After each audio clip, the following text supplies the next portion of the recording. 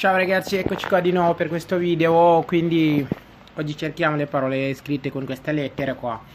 Tey dama leen di spiegare, dama leen di expliquer parole yi nga xam ne moo ànd ak lettre yi ma leen jàngaloon démb comme A aria ngelaw, B bacio fóon, D dolore metit, E errore erreur, F fame xiif, G gatto mus, H o come il verbo avere, hotel, I iscriversi bindu, L libro livre, M madre yaay, N nuvola nir, O olio diw, P pranzo añ, Q quaderno carne cahier, R rumore bruit, S seta mar ndox, T tavola table tavolo, U uccello picc, V V vestito yére, Z zaino sac à dos, Y yogurt soow, K come la marca del K, J o Ilunga wala Ilunga la Juve per chi lo tifa. Ciao ragazzi, questo video ci voglio tantissimi